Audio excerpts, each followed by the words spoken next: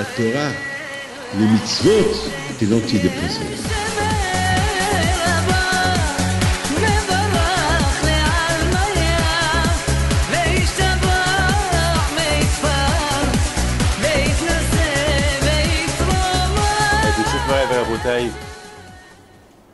Dans, nous approchons les yamim, les moments que Hakadosh Baruch Hu, c'est des moments qui sont les plus tristes de voir Hakadosh Baruch Hu, c'est Hurban Beit HaMikdash, la destruction de Beit HaMikdash, et toujours on voit que dans les parachutes qui précèdent la Tisha B'Av, c'est des parachutes un peu tristes. Quand par exemple, on va voir par exemple la paracha de cette semaine, par exemple, la paracha de cette semaine, d'un côté, on voit que HaKadosh Baruch Hu, il bénit Pinhas, il lui donne une très grande récompense, et tellement la récompense, elle est énorme, il lui donne tel que la vie. Hachem va dire à Pinhas, parce que tu as vengé mon nom, parce que tu as puni ceux qui ont fait l'adultère, parce que tu as puni ceux qui ont fauté, tu as puni ceux qui ont entraîné les Juifs à fauter, alors je te donne ma bénédiction éternelle. Il y a nos sages qui disent qu'il lui a donné la longue vie, c'est-à-dire que jamais le Malach HaMavet il va le toucher. C'est-à-dire que Pinhas c'est lui Eliyahu, c'est Pinhas qui est devenu Eliyahu Navi. Et aussi Hachem il lui a donné une autre bénédiction, la Keuna, être le prêtre, être le Kohen Gadol. Vous savez très bien que la Keuna c'était pas la Keuna, le Kohen, le grand prêtre qui avait avec Hamikdash, c'était pas obligé que ça soit toujours les descendants de Aaron à Kohen.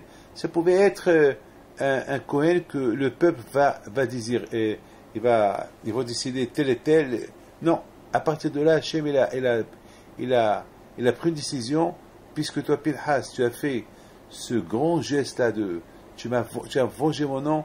Alors à partir de maintenant, c'est les descendants de Aaron à Kohen, Pinhas, Ben Elazar, Ben Aaron, c'est les descendants de Aaron, uniquement les descendants de Aaron, c'est eux qui vont être les Kohanim. Et c'est d'eux qu'il y aura les Kohanim Gdolim. C'est-à-dire que tous les Kohanim, en général, tous les Kohanim que nous avons aujourd'hui, c'est des Kohanim qui descendent directement de Aaron à Kohen. Voilà la grande récompense que HaKadosh Baruch Hu il a donnée à Pinhas. Et aussi, Hachem il lui a donné Beriti Shalom. C'est quoi Beriti Shalom? Ça veut dire que HaKadosh Baruch Hu, vraiment, il a dit à Pinhas, c'est grâce à toi. S'il n'y avait pas toi, j'aurais exterminé tout le peuple juif. Donc, on voit que Pinhas, il a reçu sa récompense. Alors, tout d'abord, il y a des questions qu'on va poser ici.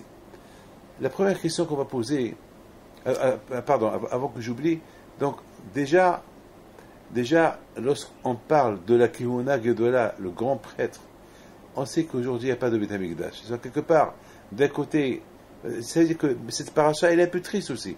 D'un côté, on voit que Hachem, il donne une belle bénédiction à Pinhas, en lui disant que de toi, il y aura toujours les Kohanim Gedolim, les grands prêtres au temple, mais malheureusement, aujourd'hui, on n'a pas de temple.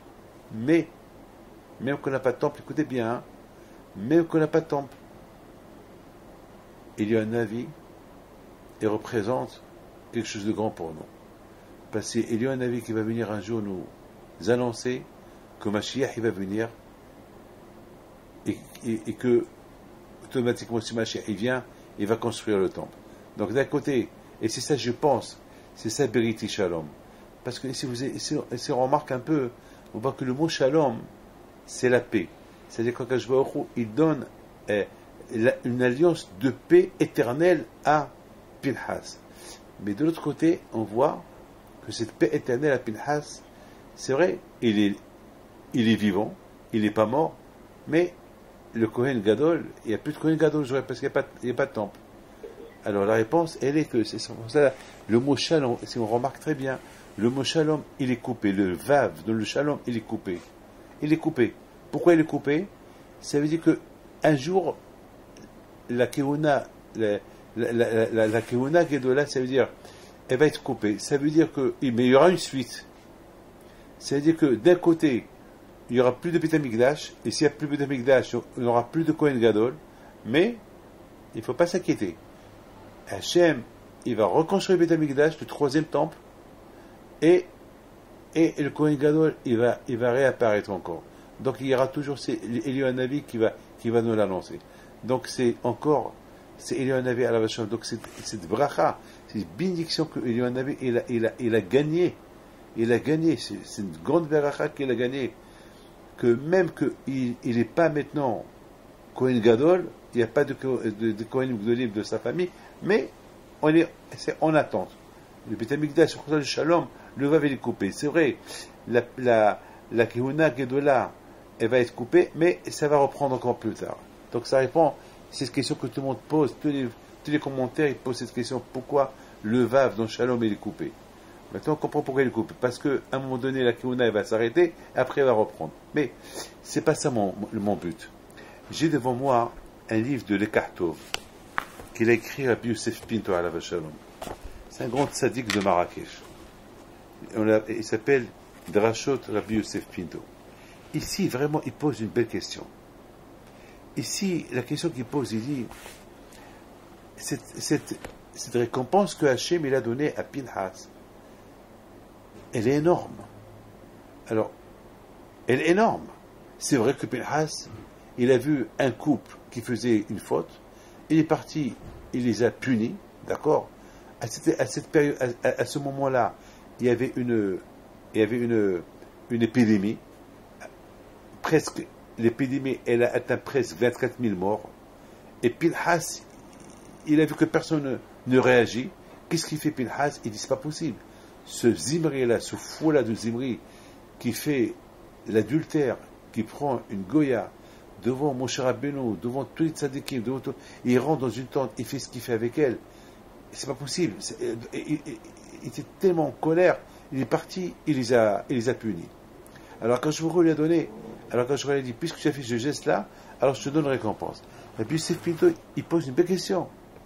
Comment est-ce possible que Pinhas, à cause de ce geste qu'il a fait, il a reçu cette récompense qui est énorme? Elle est énorme. Il dit comme ça. Un shaliach Bid-Din, par exemple, si le Bid-Din, il voit, le Bid-Din, ça veut dire que c'est les grands rabbins, il voit quelqu'un qui fait une faute. Qu'est-ce qu'ils font les grands rabbins? Ils vont dire à quelqu'un, va et tu es notre messager, et tu vas aller arrêter ce monsieur-là qui est en train de faire la faute. Et en plus, à l'époque de Beit HaMikdash, à cette époque-là, celui qui faisait l'adultère et celui qui faisait une telle action, il était condamné à mort. Donc le Bid-Din, il pouvait dire à Pinhas, ce monsieur-là, il est en train de faire une bêtise, va le tuer. Donc, c'est comme à l'époque, maintenant on n'a pas de Beit HaMikdash. Aujourd'hui, on n'a pas le droit de faire de la justice. Mais à l'époque, le Bid-Din, il pouvait, le Bid-Din, c'est-à-dire, c'est comme le consistoire d'aujourd'hui, c'est comme les grands rabbinim comme les jurés, n'oubliez pas, par exemple, aujourd'hui en Amérique, jusqu'à maintenant, il y a la condamnation à mort. Jusqu'à maintenant, dans certains pays arabes, il y a la condamnation à mort. Bon, aujourd'hui, c'est pas dans le monde entier qu'il y a ça, mais à l'époque, c'était très fréquent. Et surtout, beaucoup des lois de la Torah, celui qui transgressait certaines lois de la Torah, il était carrément condamné à mort. Donc le cas de Zimri, ce qu'il a fait avec cette Goya devant des millions de juifs, donc il était condamné à mort. Donc ce que Pinhas il a fait, c'est normal. Alors est-ce que c'est le Bid-Din, il aurait dit à Pinhas, va, prends tes armes et punis ce monsieur-là, ce qu'il est en train de faire, il va l'écouter. Et c'est tout. Il a fait, et c'est tout. Il a fait une mitzvah, pas plus. Mais recevoir une récompense, une telle récompense de Hachem, quand Akadosh Baruch Hu, il va dire à Pinhas, puisque toi tu as fait ce geste-là, alors je te donne une récompense, je te donne la vie, et je te donne la kihuna, et tu vas devenir immortel, et c'est toi qui vas devenir Eliyahu Navi, et c'est toi qui va annoncer la venue de Mashiach, et c'est toi qui... Mais c'est énorme, et c'est toi qui vas répondre à toutes les questions de Teko, Tishvi, Tarish, Koshudovayot, c'est toutes les questions que Hachamim, ils savent pas, ils n'ont pas de réponse à répondre à ces questions, c'est Eliyahu Navi un jour qui va le répondre. C'est énorme comme récompense. C'est énorme. Il aurait pu avoir une récompense selon ce qu'il a fait. Mais c'est incroyable. C'est incroyable. C'est incroyable. La récompense qu'il a fait, c'est énorme. Et en plus, Rabbi Yosef Pinto, il pose une autre question. Il dit à Rabbi Yosef Pinto, si Zimri seul était mort, on comprend. De toute façon, il devait mourir, Zimri. Parce qu'il y avait une épidémie. Et dans cette épidémie, il y avait 24 000 morts. Et c'est pas possible que Zimri ne va pas mourir. Hein? Tu m'écoutes? Ouais. C'est pas possible que Zimri ne va pas mourir, puisque le bon Dieu il était en train de punir tous ceux qui ont fait la faute.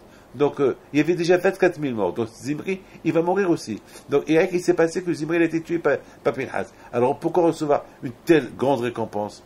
Ça, c'est comment ça s'appelle? C'est la question que Yosef Pinto, c'est la question que Yosef Pinto à la Vachalom, il pose comme question. Alors, j'ai beaucoup réfléchi à cette question-là. Et j'ai quand même, j'avais une tendance de dire que on sait très bien que dans ce monde-là, il n'y a pas de récompense. Sraber al-Malika. Dans ce monde-là, il n'y a pas de récompense. Celui qui fait Shabbat, celui qui fait Nida, celui qui est papa de la Shonara, celui qui respecte les mitzvot, il ne faut pas qu'il s'attend à ce que Hachem va lui donner une récompense. La récompense, il aura plus tard. Alors, il y a quelqu'un qui m'a posé une question. Il m'a dit, pourquoi Rabbi David, celui qui fait une mitzvah, il n'a pas de récompense maintenant? Pourquoi? Alors, je lui dis, lorsque le gouvernement, il instaure des lois, et tu fais ces lois, est-ce qu'il te donne une récompense? C'est parce qu'il y a une rue, un sens interdit. Et toi, tu es pressé. Et tu es pressé, tu as une urgence. Mais tu sais qu'il y a une loi. Et qu'est-ce que tu fais? Tu ne prends pas cette rue-là. Parce que tu respectes la loi. Tu vas aller chez le gouvernement, tu vas demander une récompense pour ce que tu as fait? Non. Et pourtant, lorsque tu payes les taxes, tu fais gagner le gouvernement, l'État. Et si après tu leur demandes une récompense, donnez-moi une récompense parce que j'ai respecté la loi que j'ai payée? Non. C'est une obligation de respecter les lois. Donc je ne comprends pas. Lorsque j'ai dit à ce monsieur-là, je lui dis, mais il faut comprendre que le Akadosh Baruch Hu, c'est le Melech, Akadosh Baruch Hu, c'est le roi. Le Akadosh Baruch Hu, il donne des lois. Le Akadosh Baruch Hu, il donne des mitzvot, des lois à faire. Logiquement, il n'y a pas de récompense. Parce que c'est des lois qu'il te donne. Attends, il te donne la vie, il te donne l'argent, il te donne la santé, il te donne la femme, il te donne tout ce que tu veux. Il te donne à manger, il te donne la pluie. Alors quoi? Et en plus de ça, tu veux qu'il te paye pour les lois que tu respectes. Donc, Srabe al-Malika. Donc, il ne faut pas s'attendre à une récompense dans ce monde-là. Dans ce monde, il n'y a pas de récompense.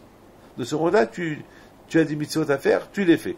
Mais par contre, Akadosh Baruch Hu, il te dit, je te donnerai une récompense plus tard. Parce que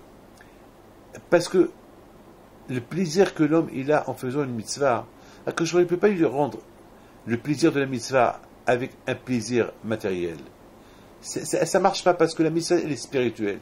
Donc Akadosh Baruch Hu, il te rend le plaisir de la mitzvah avec un plaisir spirituel. C'est vrai que tu as fait mitzvah. Ah, tu veux une récompense. Une récompense, c'est un plaisir. Alors quoi? Comment tu veux une récompense? Un plaisir matériel, ça ne marche pas. Il faut qu'il y ait autre chose. Il faut qu'il y ait une récompense d'une autre manière. Donc c'est la raison pourquoi dans ce monde-là, Akadosh Baruch Hu, il ne donne pas de récompense sur une mitzvah spirituelle que tu fais avec une récompense matérielle. Hachem te rend avec une récompense spirituelle. C'est pour ça qu'on dit mitzvah sera mitzvah mitzvah. La récompense du mitzvah que tu as fait, que je te la récompense avec une autre mitzvah que tu vas faire. Et la vraie récompense, c'est plus tard, après 120 ans. Quand je vais va te donner la vraie récompense qui est spirituelle. Mais cette récompense spirituelle, c'est au-delà de ce qu'on peut imaginer. Donc déjà là, on répond à une question que tout le monde pose. On dit que Hachem d'un côté ne donne pas de récompense à personne pour une mitzvah qu'il fait. Alors Pinchas, il a fait une mitzvah.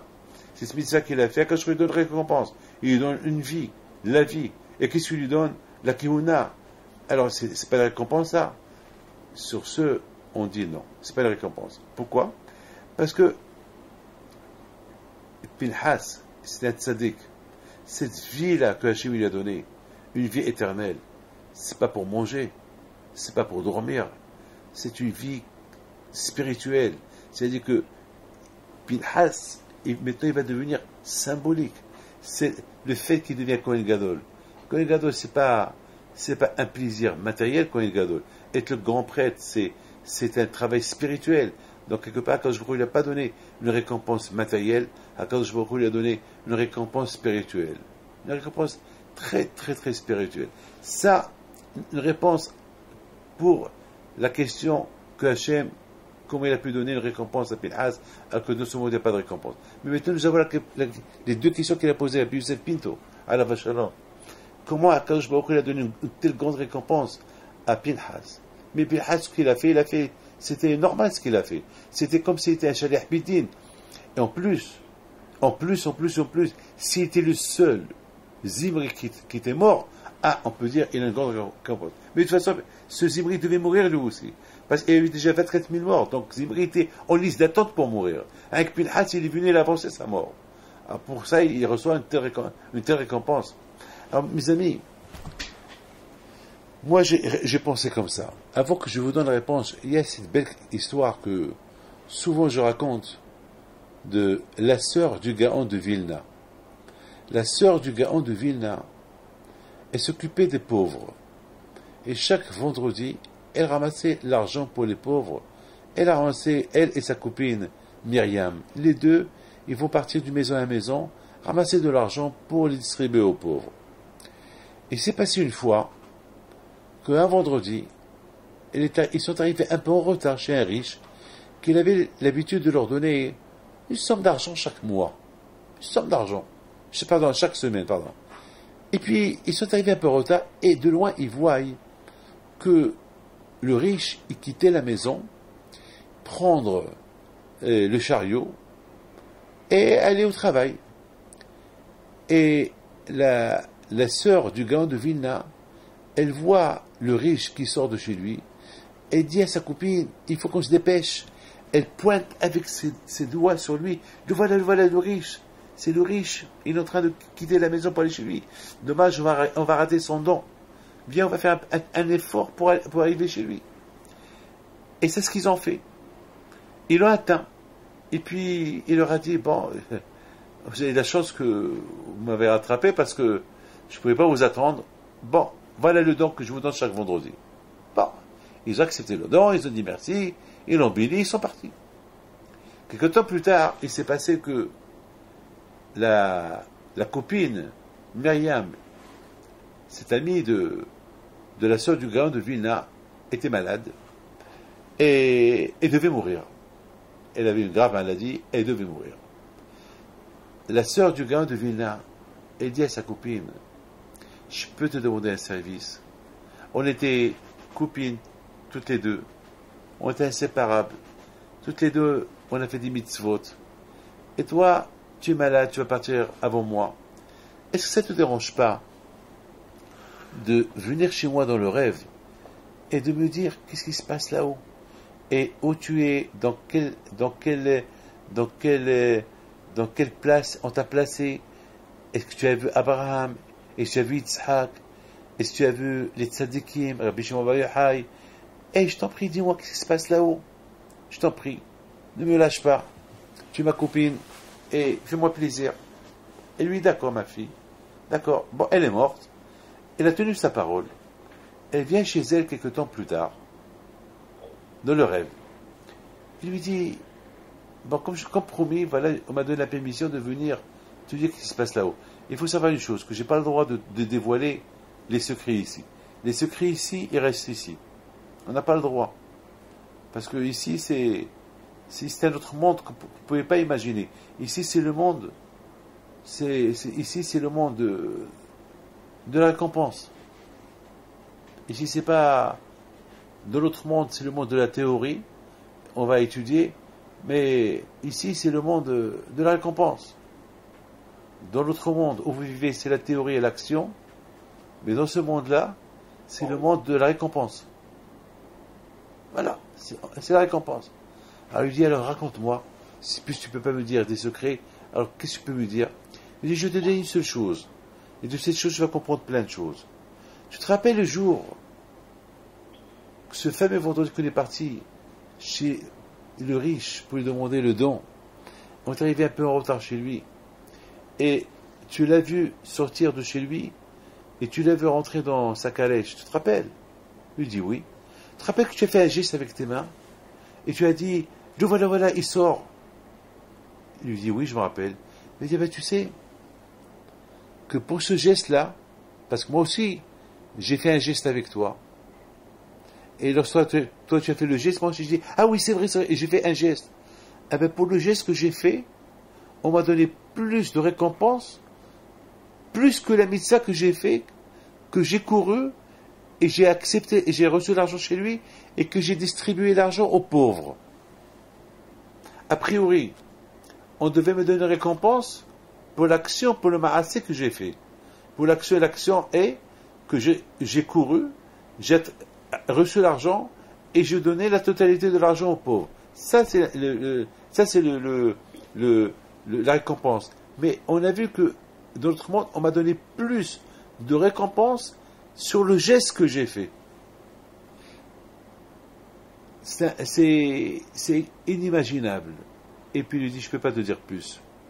Alors moi, David Pinto, j'ai essayé de comprendre quelle est la différence entre le geste et l'action. Cette action que eux, pourtant après, ils ont couru.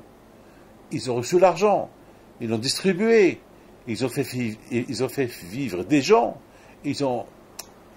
Attends, ce geste-là, en pointant sur le riche, ça a fait que ce geste-là, et on leur a donné plus de récompense que toute la mitzvah, du reste de la mitzvah. C'est impossible. Comment est-ce possible? Après, j'ai beaucoup réfléchi, et puis j'ai dit,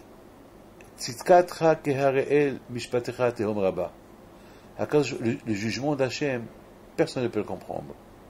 On ne peut pas comprendre le jugement d'Hachem. Le jugement d'Hachem, il est énorme. On ne peut pas le comprendre. Personne ne peut le comprendre. Beaucoup de fois, on croit, on a même tendance à dire, il y a ce qu'on appelle l'injustice. Il y a l'injustice. Pourquoi le rachat est réussi, et le méchant est réussi, et le bon il échoue? Pourquoi ce juif-là qui veut respecter Shabbat, il n'a pas de manger, et celui qui ne respecte pas Shabbat, il réussit dans la vie, il a tout ce qu'il faut? Pourquoi? On ne comprend pas, mais Hachem, c'est ce qu'il fait. Hachem, c'est ce qu'il fait.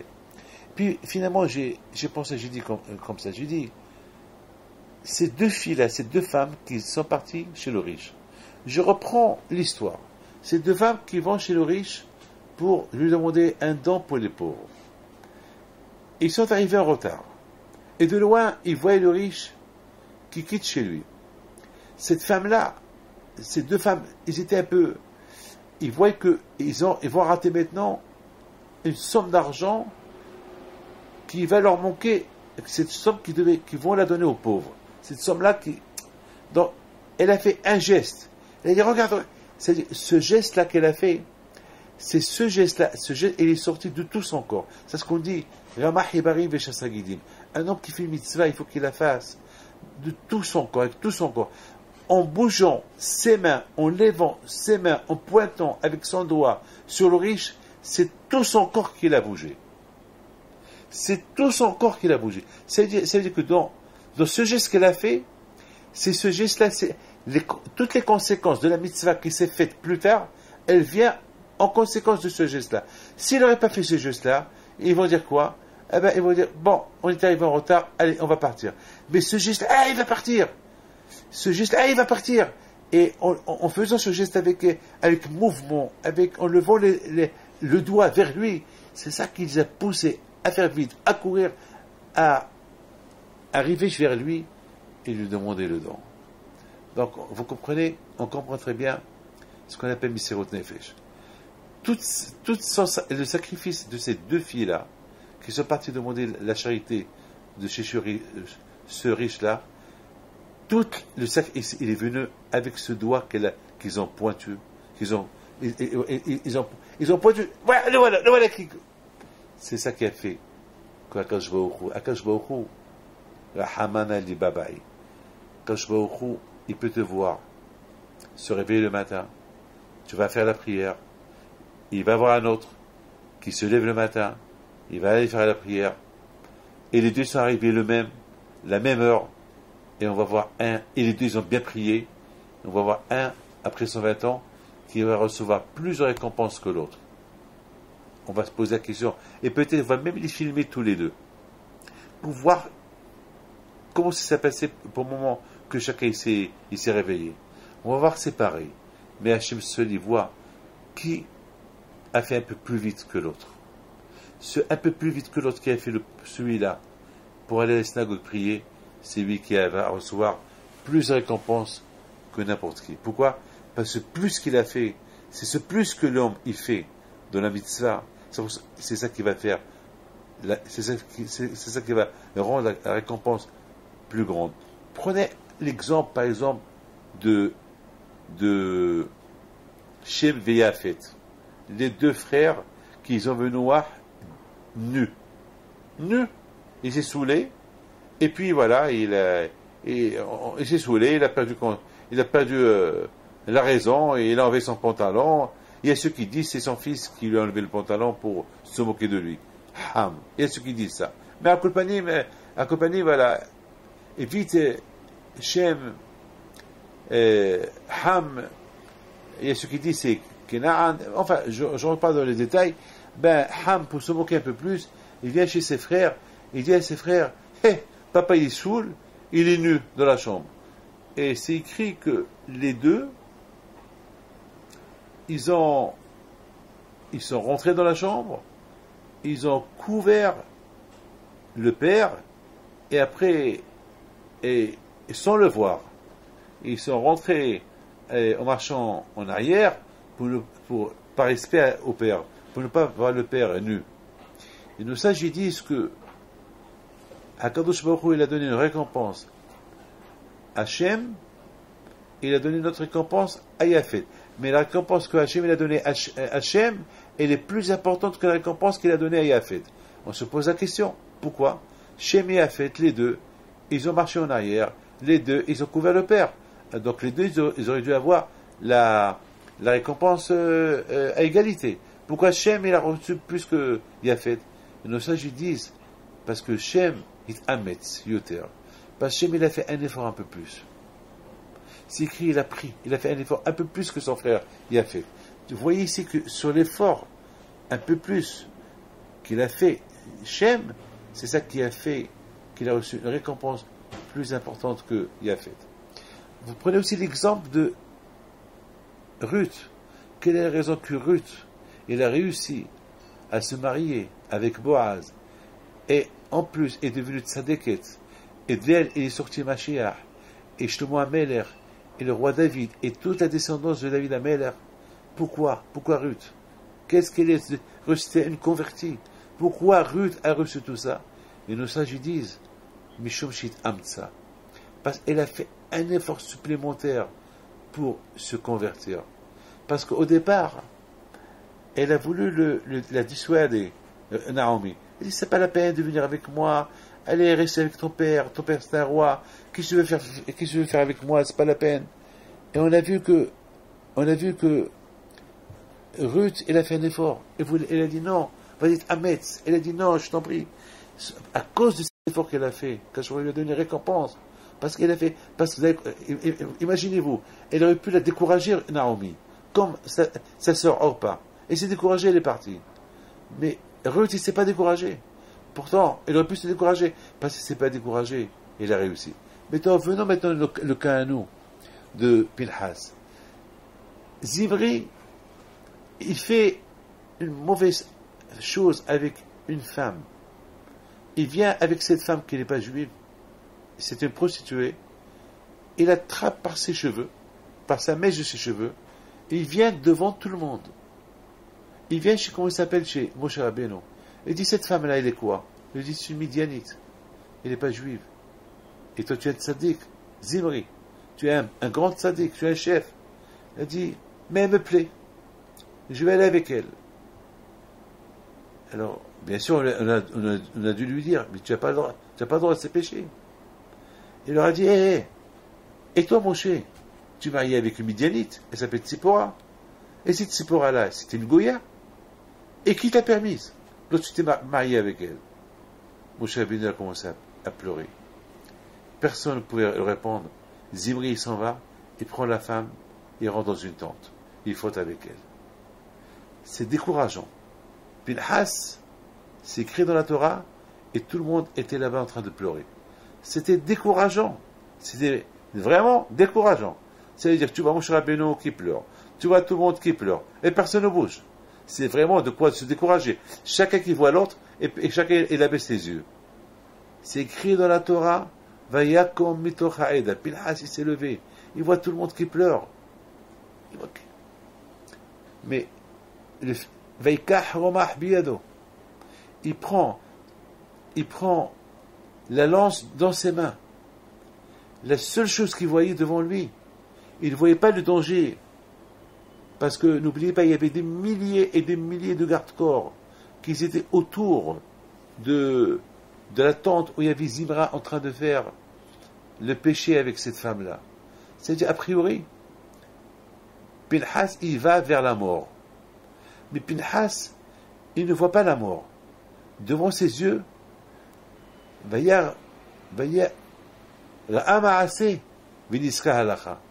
il voit un ma'asé. C'est quoi le ma'asé qu'il est en train de voir? Il est en train de voir une histoire. Il est en train de voir quelque chose de bête. Il est en train de voir tout le monde qui pleure.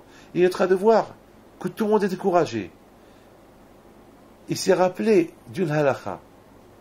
Il s'est rappelé, justement, il voit que personne ne bouge. Que personne ne bouge. Et il dit, c'est pas possible. Il y a une halakha qui dit qu'un goy, un juif qui va avec une goya comme ça, devant tout le monde, on peut pas laisser ça passer. C'est pas possible. Et Pinhas, il voyait plus le danger. Il n'était plus lui. Parce que Pinhas, il a fait cette sirot nefesh. Il est parti. Il savait qu'il allait mourir. Il a dit, je m'en fous, je vais mourir. Et alors, je meurs. C'est quoi la vie? De voir la vie. Au moins, que quelqu'un peut-être, si les Juifs ils vont voir ce que j'ai fait, peut-être eux ils vont continuer à faire l'axe que je devais faire. Et on ne peut pas laisser ça. On ne peut pas laisser les choses comme ça. C'est pas possible. Comment? Ce monsieur-là, il se révolte contre Moshe Rabbeinu. Comment ce monsieur-là, il est en train de faire une avera devant tout le monde? C'est pas possible, on ne peut pas laisser ça passer. C'est pas possible.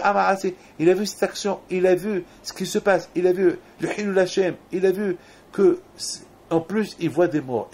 L'épidémie, elle a commencé. C'est pas possible si ça continue comme ça. Alors, il se fait, moi aussi, je vais mourir comme tout le monde. Tout le monde va mourir. À cause de celui-là qui est en train de fauter, c'est pas possible. Au moins, même si tout le monde en meurt, au moins on va montrer à Hashem qu'on l'a tué. On s'est vengé. C'est pour cela, Hachem, lorsqu'il a vu Hachem ça, il a dit, la reine est morlo. C'est quoi la reine? C'est quoi la reine? La reine, c'est comme, c'est pour cela. La reine est morlo. Pourquoi? Parce que même à Kadosh Baruch Hu, il s'est posé la question. Kadosh Baruch Hu, il s'est posé la question de Rabbi Yosef Pinto. Vous avez compris?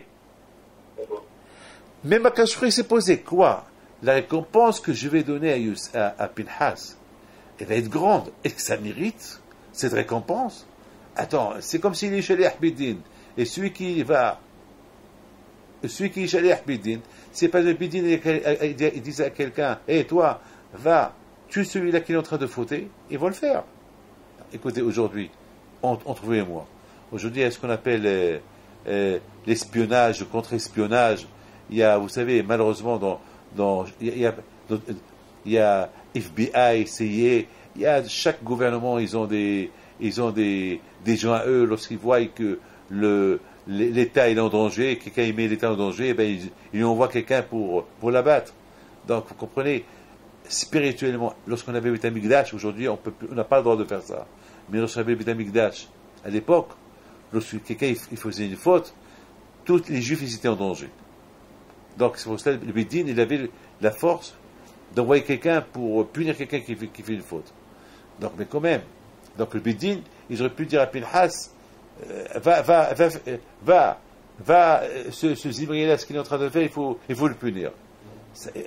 Ils vont le punir. Mais il recevoir une telle récompense, c'est pas... Mais Akash Baruch Hu s'est posé cette question. Attends, cette récompense que je vais lui donner, et la Kihuna, et une longue vie, et tout ça, c'est énorme. C'est alors Akash Baruch Hu dit, c'est vrai, mais la reine, mais même que c'est trop de récompense que je vais lui donner, malgré tout ça, dis-lui qu'il mérite, avec tout ça, il mérite tout ça. Pourquoi? Parce qu'il a mis sa vie en danger. Tous les Juifs, ils étaient en danger, puisque grâce à lui, tous les Juifs maintenant vont rester vivants. Alors, Mida Kenegid Mida, eux, il leur a donné la vie longue, lui aussi, il aura la vie longue. Si Pinchas n'aurait pas fait ce qu'il a fait, tous les Juifs, ils seraient morts. Et grâce à Pinchas, maintenant, les Juifs, ils sont pas morts, ils sont restés vivants. Alors, Pinchas, il aura la récompense de la vie éternelle. Maintenant, on comprend une chose extraordinaire. De là, on apprend une chose, que celui qui fait mitzvah avec Mitzvot Nefesh, il reçoit une grande récompense. Un homme qui fait une mitzvah avec sacrifice, il n'y a que Hachem qui calcule le genre de sacrifice qu'un homme il peut faire. Il y a une femme qui s'appelle Asher, Serah Bat Asher. Cette femme-là, c'est la fille de Asher qui était le fils de Yaakov Abinu. Jusqu'à maintenant, elle n'est pas morte. Elle est vivante. Pourquoi? Parce que c'est elle qui a annoncé à Yaakov que Yosef, il est vivant. Mais elle était très intelligente, elle avait une belle voix. Elle a fait d'une manière très intelligemment pour ne pas effrayer Yaakov Abinu. C'est dur de dire, après 22 ans que Yaakov, il croyait que son fils il est mort, on va dire Yosef il est vivant. Alors, elle a fait d'une manière très très intelligente, en chantant, je crois que Yaakov Abinu, il a commencé. Alors, Yaakov il a béni. Il a dit, tu auras la vie longue, jamais le Malach HaMavet, il va te punir. Alors, qu'est-ce qui se pose? Pourquoi une telle récompense? Qu'elle lui donne, je ne sais pas moi, il lui donne 1 milliard, 2 milliards de dollars, ou il fait une bracha, qui lui dit, tu auras des enfants, tu seras riche. Mais pourquoi une vie? Pourquoi il a donné la vie? Que jamais le Malach HaMavet va atteindre sa vie. Pourquoi? Vous savez pourquoi? Parce que je pense que Serah, il a mis sa vie en danger. Parce que, imaginez-vous, Yaakov Abinu le pauvre, pendant 22 ans, il croit que son fils il est mort. Et maintenant, elle commence à chanter. Pendant 22 ans, Yaakov, il est en deuil sur Yosef. Et maintenant, elle vient, elle ose chanter. En plus, elle fait dans le chant qu'elle chantait à Yaakov Abinu, elle mentionne la grandeur de Yosef, que Yosef il est vivant. Yaakov, il aurait pu l'insulter pour qu'elle meure. Tu comprends? Il aurait pu l'insulter pour qu'elle meure. Mais Yaakov, parce qu'il a mis sa vie en danger. Alors Yaakov Abinu alav shalom, il a donné la vie, il a béni la vie éternelle. La vie, n'oubliez pas une chose. Il a vu une action, il a vu un ma'aseh. C'est quoi le ma'aseh qu'il a vu? Il a vu Pinchas qu'il n'y a pas de nom, il n'y a pas d'homme. Personne ne bouge. Tout le monde est en train de voir ce que ce Zimri est en train de faire avec cette femme. Même Moshe, il ne fait rien du tout. C'est pas possible. C'est pas possible, on ne peut pas se taire. Il a mis sa vie en danger. Il aurait pu mourir. Quand je lui ai dit, par rapport à ça, la reine. Même que la récompense que je vais te donner, elle est énorme, mais moi seul Hachem, je calcule la façon comment tu l'as fait. Et de cette façon, comment tu as fait pour aller venger mon honneur et tuer ce couple-là qui sont en train de fauder, alors pour ça, moi seul, je déciderai la récompense que je te donne. Le Maasik, il a vu Pinhas. Il voit Pinhas que tout le monde pleure, tout le monde assis, personne ne fait rien du tout. Il aurait pu se décourager. Non. Et le Rouhani ouf mistovev mahane Hashem. Vous dites, Raphaël, imagine-toi, à côté de Beth Amikdash, à côté du Mishkan, Shimon, il est en train de faire la Avera, dans l'endroit le saint des saints, à côté du Mishkan. Et il a créé un rouah Toum'a, un rouah de Néouf, un rouah d'adultère, un rouah de Toum'a, Hachem Ishmo, de le Mahane Hachem, et personne ne fait rien du tout. C'est pas possible. Pinhas y va, il tue. C'est la raison, la bataille. Lui seul, il a eu ce zéchot-là de recevoir des grandes berachot. Et c'est pour ça qu'il n'y a que Pinhas seul qui a pacifié la guerre contre les Midianim. Vous allez voir dans le Pachat Matot que Pinhas, c'est lui qui a tué Bil'am. Et c'est Pinhas qui a fait la grosse guerre contre les Midianim, c'est Pinhas qui l'a fait. Pourquoi c'est pas Yeshua? Pourquoi c'est Pinhas? Pourquoi c'est Pinhas qui est parti faire la guerre? Parce que Pinhas, Kedaï que Pinhas, le mérite, ce Pinhas-là qui a affronté tous ces milliers de garde-corps, il n'a pas eu peur d'eux. Ce Pinhas-là, que ça n'a pas dérangé, la Toum'a du Néouf de Zimri, il est parti faire la guerre quand même, pour le tuer, pour le venger Hachem, Kedaï que son zérout. Il va protéger cette armée-là contre les Midianim pendant la guerre. C'est la raison pourquoi il n'y avait que eux seuls, lui seul, qui est parti faire la guerre, et non pas Yeshua. Ce Pinhas-là, regardez la Bretagne, c'est inimaginable. Ce Yeshua, qui devait prendre la place de Moshe Rabbeinu, lui aussi il n'a rien fait. Lorsqu'il a vu Zimri qu'il était en train de faire la Avera avec cette Goya, personne n'a rien fait. Le seul qui a bougé, le seul qui a risqué sa vie, le seul qui s'est vu annuler devant tout le monde. Pourquoi? Ra'amaasé. C'est quoi le Maasé qu'il a vu? Il a vu une action. Il a vu Ra'amaasé. Il a dit qu'il y a un klal, il y a un rôle, il y a un klal. Une réalité. Hein? Une réalité. Il y a une règle. Non, un klal. Une règle. Voilà, une règle. Il y a une règle que s'il n'y a pas des gens qui sont capables d'être un homme, alors si toi tu penses que tu es capable d'être un homme, alors fais-le. Mais il y a un problème. Il y a beaucoup de gens qui ne sont pas capables d'être un homme. Alors si moi je vais faire le capable, il se peut que je ne le fais pas les Shem Shamaim. Il se peut que je le fais aussi uniquement parce que il n'y a personne qui est capable de faire ça. Alors Zamak, voilà, je vais montrer que moi je suis capable. Donc il n'y a pas de Shem Shamaim. Mais on voit que Pinhas, le fait qu'il a, c'est-à-dire que Akadosh Baruch Hu, il témoigne que Pinhas, le geste qu'il a fait, il n'a pas fait Pinhas le geste en risquant sa vie, parce qu'il a voulu montrer que si vous n'êtes pas capable, moi je suis capable. Non, il a fait ça, il a fait ça pour Akadosh Baruch Hu. Ça veut dire, sans aucune attention, qui reçoit une récompense. Le contraire, il est parti pour mourir. Et parce que Hachem, il a vu toute cette action qu'il a fait Pinhas, Akadosh Baruch Hu, il a dit, Kedaï que Pinhas, il reçoit ce que personne n'a reçu. Je voudrais simplement continuer un peu plus pour vous savez que nos sages ils disent Sra al Malika. Dans ce monde-là, il n'y a pas de récompense. Alors, Bémet, on est obligé de comprendre, puis dans ce monde-là, il n'y a pas de récompense, il suffit de mitzvah, il ne faut pas t'attendre à une récompense. Alors, comment est-ce possible que Pinhas, il a eu une récompense? Quand même, c'est une très belle récompense qu'il a eue. Une vie à l'éternité. D'ailleurs, Pinhas, c'est lui, Eliyahu Navi.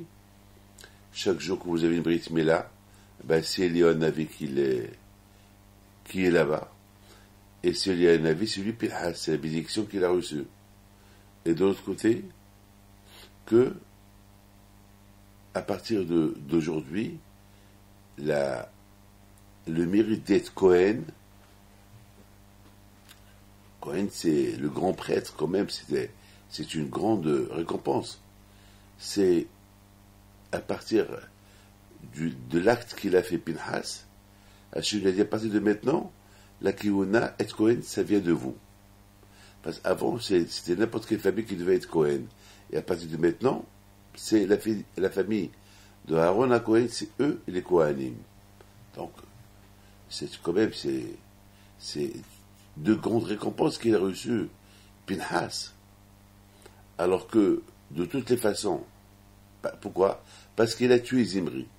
Parce qu'on voyait ce que Zimri a fait, il l'a tué. Bon, ça va. Mais ça ne mérite pas une telle grande récompense. Quand même, c'est ce que la question qu'il pose à Yosef Pinto à la Vachalom. On va essayer d'élargir un peu la question et la réponse. Parce que quand même, c'est... En plus, Rabbi Yosef Pinto, il approfondit sa question. Il dit, est-ce qu'il un shaliah biddin?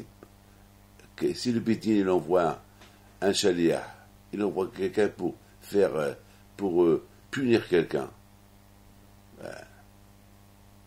On va pas... Imaginez-vous que Moshe Rabbeinu, parce que Moshe Rabbeinu, c'était lui qui devait tuer Zimri. Lui devait être le canaille, lui devait venger Hachem. Et à Zimri, il y a Yeshua. Il y a plein de monde qui auraient pu le faire. Donc, quand même, imaginons que on lui aurait dit, va, punis-les. Ben, il va pas. On n'a jamais vu qu'un Shaliach Bédin, on n'a jamais vu que quelqu'un qui représente le Bédin, que s'il fait un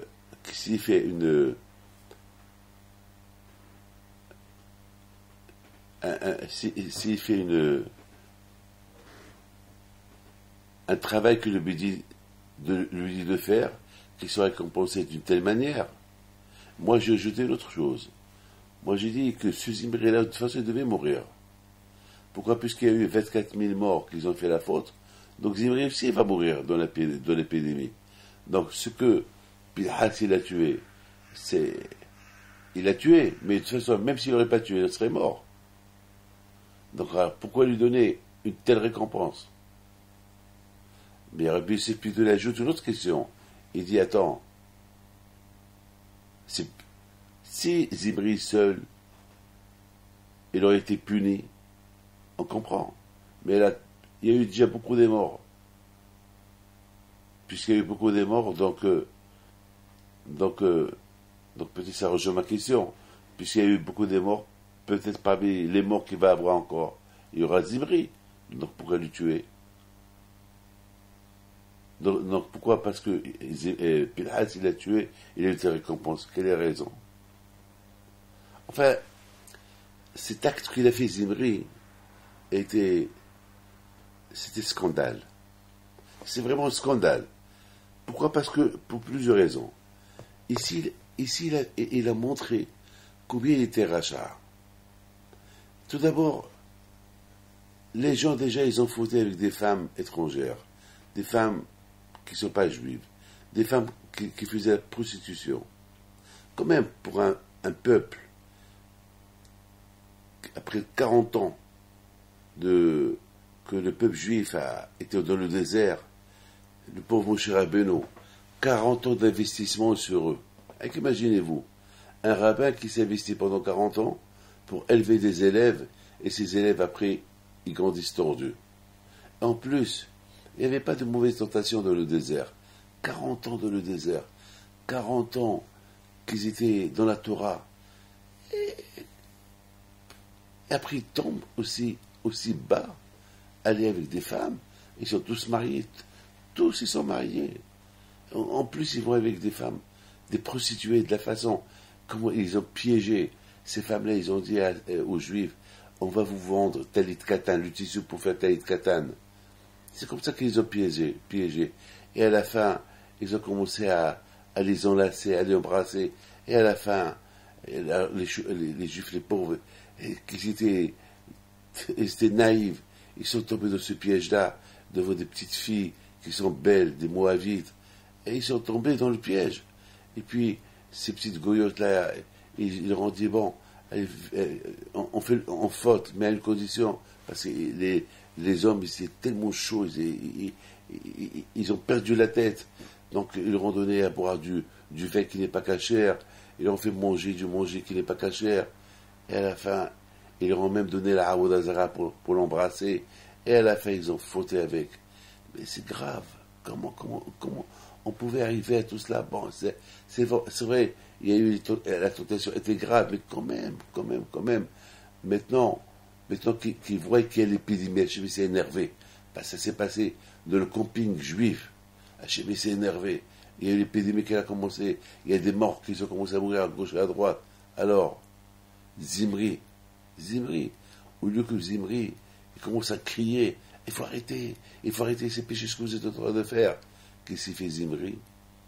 Il va devant Moshe Rabbeinu avec une Midianite, la fille du roi de Midian, et il dit à Moshe, cette femme-là, elle est permise ou interdite. Il commence à faire avec lui un pile-poule, comme qu'il dit Rav Nachman, à la Vachalom, dans son livre. Il dit, il a commencé à faire avec lui un pile-poule. On fait pas un pile-poule sur des choses qui sont acquises, mais ça c'est péché. Qu'est-ce que tu es en train qu'est-ce que tu as trouvé un remède à la faute que tu as fait? Tu es avec une femme interdite. Et ce Zimri commence, il discute, est-ce qu'elle est permise?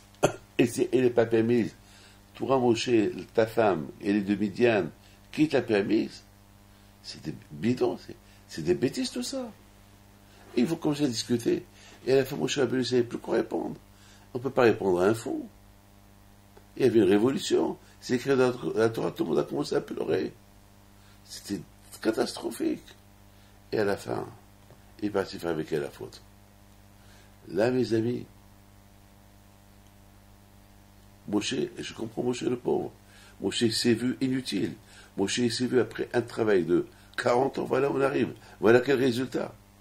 Donc, il avait la peine. Et c'est la raison, je pense, pourquoi quand je vois au Khou, il a dit à Moshe Rabbeinu, venge les Midianim, je ne veux pas que tu meurs avant que tu les aies vengés. Parce que c'est vrai, parce qu'ils t'ont déçu, les Midianim. Parce qu'ils ont commis une grave erreur en poussant les Juifs à fauter jusqu'à ce que tu as été déçu. Alors, maintenant, au moins, tu vas voir les Juifs, tu ne vas pas être déçu des Juifs. Tu vas les voir faire la guerre contre les Bénis Israël et ils vont venger cette déception qu'ils t'ont fait. C'est la raison pourquoi, quand je dis à Moshe Rabbeinu, je veux que tu dises à Israël de venger les Juifs qui sont morts. Parce que j'ai vu que tu as été déçu à cause de l'action, pour la faute qu'ils ont fait les Juifs. Ah, maintenant, ils vont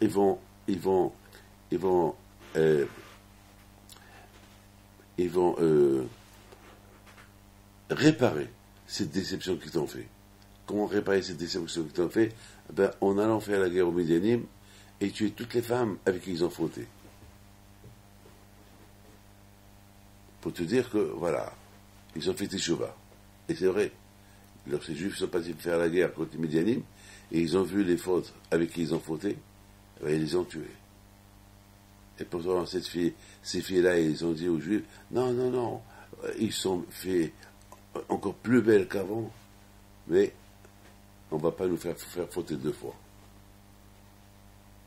Mes amis, il faut comprendre une chose.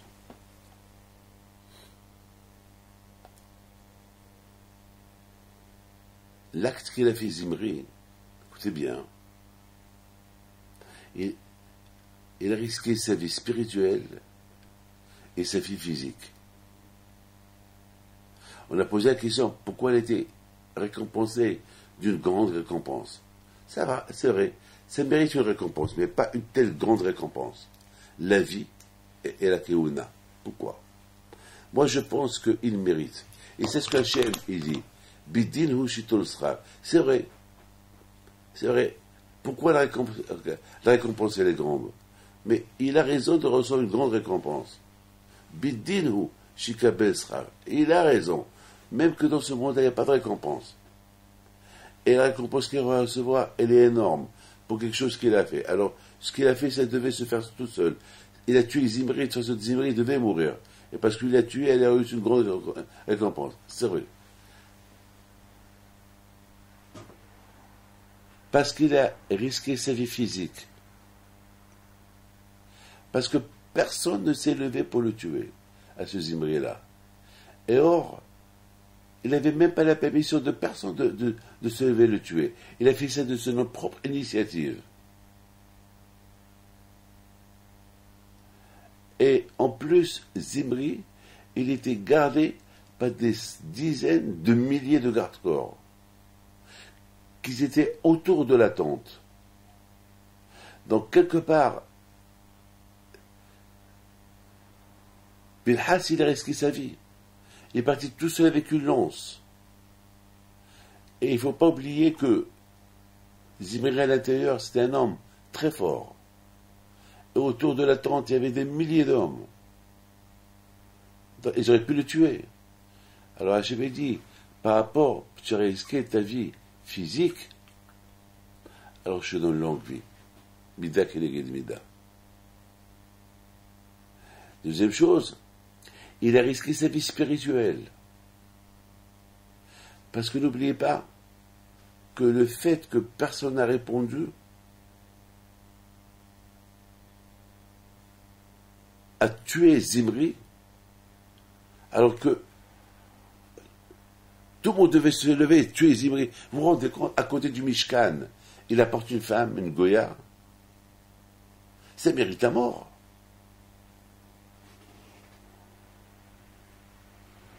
Et personne ne bouge, ni Moshe Rabbeinu, ni personne. Mais ça marche pas comme ça, c'est pas possible. La raison, elle est, c'est parce que la Avira, elle était Tméa. C'est parce que il y avait une Toum'a. Vous savez, cette semaine, il y avait une femme qui est venue me voir. Et cette femme-là, elle fait beaucoup de bêtises pour gagner de l'argent. Et plusieurs fois, je lui dis, ma fille, c'est péché ce que tu fais. Elle me dit, ben, c'est pour gagner de l'argent, pour acheter des voitures à mes enfants. Je dis, mais c'est péché. T'as pas le droit de le faire. Et à un moment donné, je sais pas, il y avait dans le bureau une mauvaise tension. Il y avait la Toum'a, une impureté. À cette époque, je me suis levé, j'ai pris le Sefer Torah dans mes mains. Je dis, madame, sors d'ici. On dirait qu'il voulait me faire fauter la façon comme elle me regardait. Alors, elle vient parce que ils ont trouvé qu'elle a une maladie. Et tellement qu'elle a l'habitude de faire des bêtises. C'est-à-dire qu'elle a mis ses mains et voulait même se déshabiller pour montrer où elle a la maladie. Je dis, madame, arrête. C'était tellement facile pour elle d'enlever ses vêtements pour le travail qu'elle fait. Je dis, mais c'est péché. Tu vois pas que le bon Dieu t'a puni dans les endroits que tu fautes avec? C'était tellement... Je dis, madame, tu sors d'ici, je peux pas te recevoir. Tu m'appelles par téléphone, je peux pas rester en face de toi. Et j'ai insisté pour qu'elle quitte le bureau. Et je lui ai donné le téléphone, elle m'a appelé, et je l'ai béni par téléphone, et je lui ai donné des conseils par téléphone, qu'elle arrête de faire ces bêtises-là. Voilà, c'est de l'argent pas caché. Elle m'a laissé un chèque, bien sûr que j'ai déchiré. Quand je prends des chèques de ses clients, alors vous imaginez, mes amis, moi je suis avec David Pinto. À mon niveau, grâce à Dieu, je me suis retenu. Je me suis retenu à ne pas penser, pas à une autre chose, mais à ne pas penser. Parce que vous êtes en face quelqu'un qui fait un travail sale, ça crée une atmosphère d'impureté dans le bureau.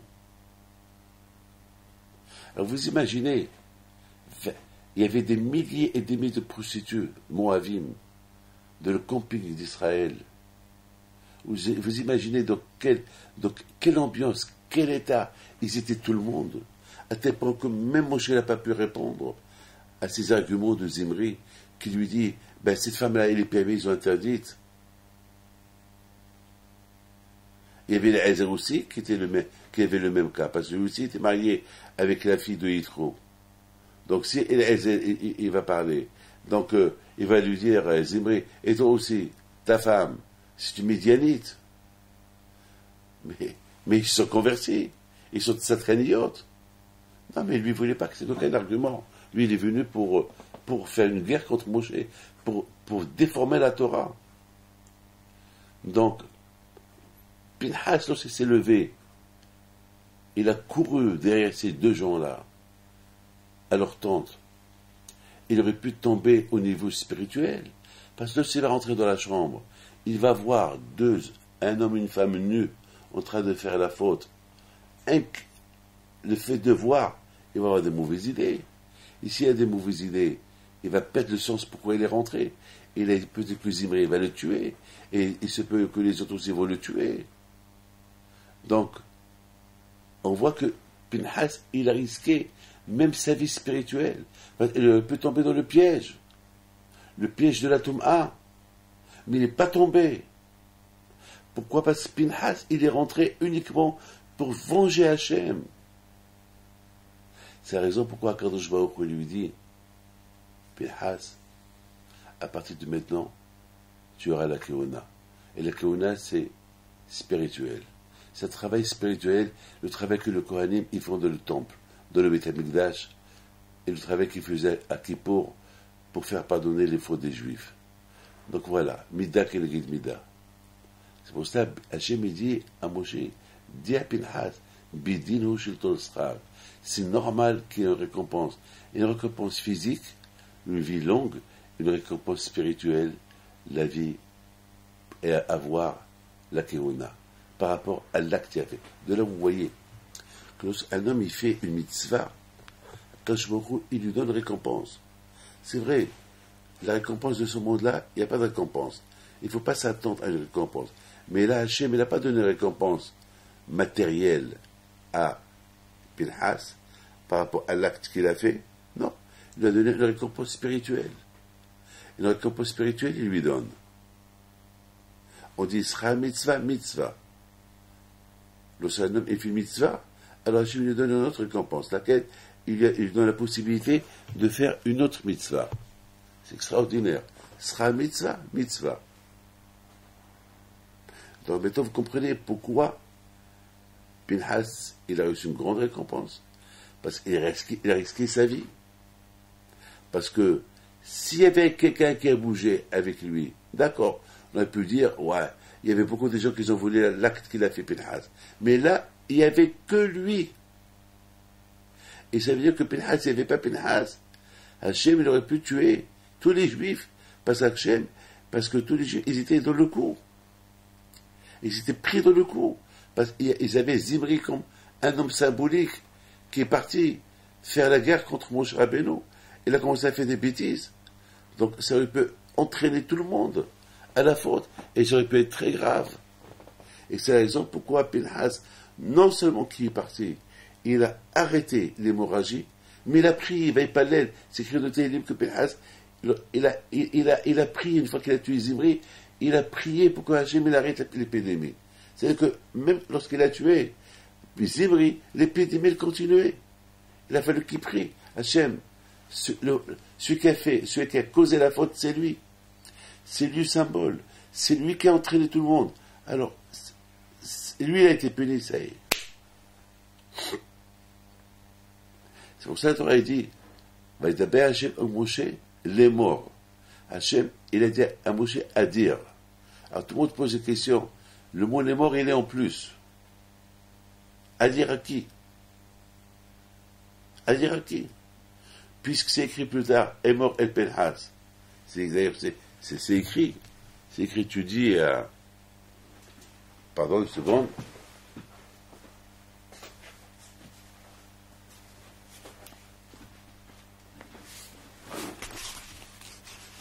D'ailleurs, c'est écrit.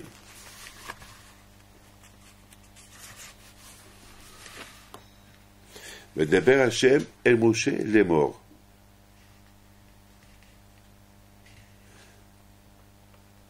Les morts, c'est à qui? Puisque, et c'est écrit plus tard, la reine est mort, et l'ennemi nous telo et british shalom. Alors ça veut dire ici 2 fois est mort, dit et redit. Pourquoi la Torah, chaque mot que la Torah a dit, il a un sens. C'est quoi les morts? Dit Hachem, il a dit à Moshe à dire. À dire à qui? Si c'est pour dire à Pinhas, alors pourquoi la Torah plus tard il dit la reine est mort, alors tu lui dis? C'est en plus. Moi, je pense que le mot les morts, il veut dire que Hachem, il dit à Moshe déjà à dire au béni Israël, aux Juifs, avant qu'il dise à Pinhas, pour la récompense qu'il va lui donner, dit aux Juifs, ces Juifs-là qui se moquent de lui, ces Juifs-là qui pensent que Pinhas, il a exagéré en tuant un chef de tribu, dis-leur qu'il a bien fait. Et s'il n'aurait pas fait, leur vie aurait été en danger. Eux qui sont en train de se moquer de lui, pourquoi Pinhas l'a tué? Peut-être qu'il a tué Zimri parce que il voulait se montrer qu'il est super, que lui, il est capable de... Non, il ne faut pas qu'on le critique. Pinhas est un Youd. Dis-leur que tout ce qu'il a fait, il a fait les Shem Shamaim. Il a fait pour venger le nom d'Hachem. Et il a risqué sa vie spirituelle et sa vie physique. De là, vous voyez, Rabotai, que Akadosh Baruch Hu, aujourd'hui, depuis l'histoire de Pinhas, on n'a pas vu aujourd'hui un cas pareil, que quelqu'un, il venge le nom d'Hachem au niveau spirituel et au niveau physique, et qu'il a une telle grande récompense. On n'a pas vu, depuis la création du monde, depuis Pesach jusqu'à maintenant, on n'a pas vu chose pareille. Mais, Akadosh Baruch Hu, simplement, il veut nous dire que chacun, selon comment il sert Hachem, sa récompense elle est grande. Mais pas pour le moment. Plus tard. Hachem, il sait ce qu'il fait. Beaucoup de fois, Akadosh Baruch Hu, il ne donne pas de récompense à quelqu'un. Si Hachem, il sait que de cette récompense qu'il va lui donner, elle va lui porter préjudice. Beaucoup de fois, ça arrive. Qu'on fait des grandes mitzvot. Et on demande à Hachem, on dit à Hachem, par rapport à cette mitzvah, donne-moi ça. Et on voit que la prière n'est pas entendue. Puis on se pose la question, pourquoi? Alors la réponse, elle est, Hachem, il sait. Hachem, il sait, chaque bénédiction qu'il donne, il sait est-ce qu'elle est valable ou pas. Parce que nous, on voit que on veut ça. Mais est-ce que ça, c'est bien ou c'est pas bien? Vous savez très bien que chez Mohamed il dit que l'argent, tout le monde aime l'argent. Les femmes, tout le monde aime les femmes. Mais est-ce que c'est bien de penser qu'aux femmes? Femmes. Quelqu'un, par exemple, il veut se marier avec telle femme. Il est amoureux de cette femme. Il adore cette femme. Il aime cette femme. Il y a beaucoup de fois, il y a une fille qui a aujourd'hui 50 ans. Elle est folle. Pourquoi elle est folle? Elle a un bon travail. Elle est riche. Elle a tout.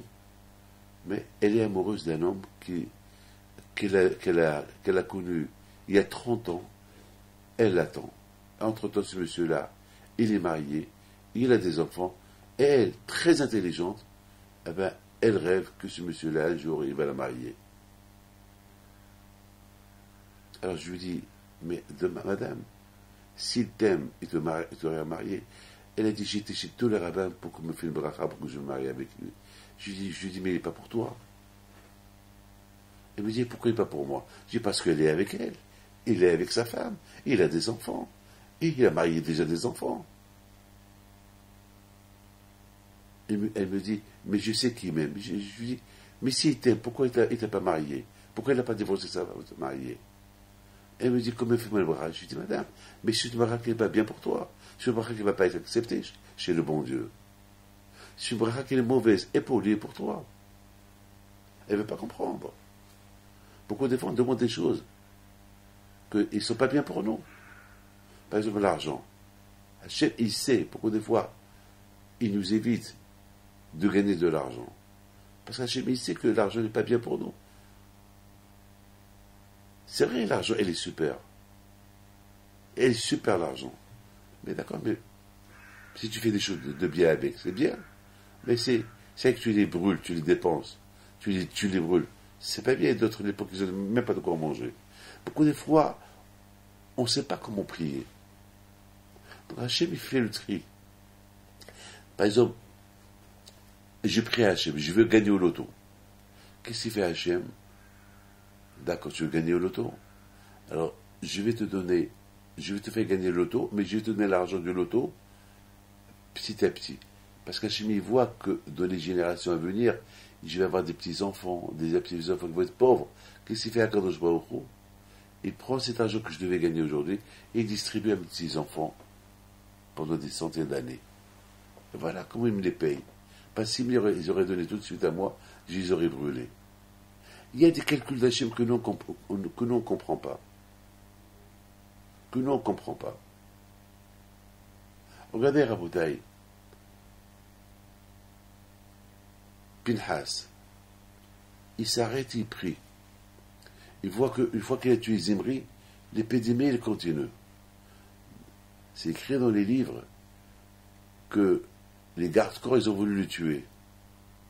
Les gardes-corps de Zimri, lorsqu'ils ont vu ce qu'il a fait, ils ont voulu le tuer. Ils ont voulu le tuer. Alors il y a un ange qui est venu, il a commencé à tuer ces gardes-corps qui ont voulu tuer Pinhas. Et là, Pinhas, il a commencé à prier pour eux. Pour que Hachem, il arrête de les tuer. C'est extraordinaire. C'est extraordinaire. Attends. Au lieu qu'il laisse ce malach les tuer, lui, il prie pour qu'il ne meure pas. C'est extraordinaire. C'est-à-dire que, et sa prière a été acceptée. C'est-à-dire qu'il faut savoir quand prier et comment prier. Et savoir prier. Il ne faut pas prier des choses impossibles. Parfois, on peut prier des choses impossibles et ne se réalisent pas pour des raisons de Hakadosh Baruch Hu. Alors, ça veut dire qu'on aime Hakadosh Baruch Hu avec des conditions. On l'aime, s'il me donne, je l'aime, il ne me donne pas, je ne l'aime pas. On voit Pinhas, l'acte qu'il a fait, il l'a fait avec un amour sincère d'Hachem. Il a risqué sa vie et matérielle, enfin sa vie physique. Il aurait pu être tué. Il a aussi sacrifié sa vie spirituelle. Il aurait pu tomber dans le piège. Il aurait pu tomber dans le piège. On voyait cette femme-là.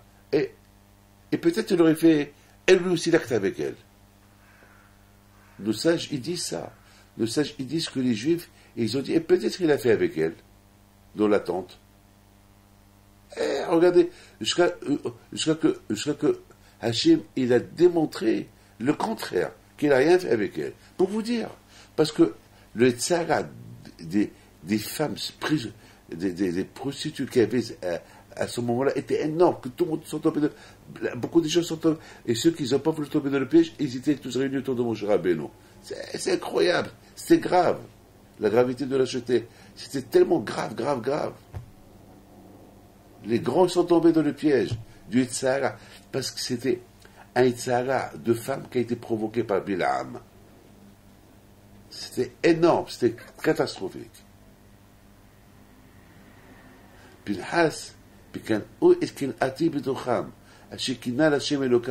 tout ce qu'il a fait Pinhas, il l'a fait pour Hachem. Par amour sincère d'Hachem. Pour Hachem. Rien pour lui. Et de là, on doit apprendre combien on doit aimer Hachem. Notre amour d'Hachem ne doit pas être avec des conditions. Si il me donne, je l'aime. Il ne me donne pas, je ne l'aime pas. Ou bien lorsque, après je dis, je l'aime toujours. Non. Et si Hachem ne te répond pas, il sait pourquoi il ne te répond pas. Il a des raisons à lui.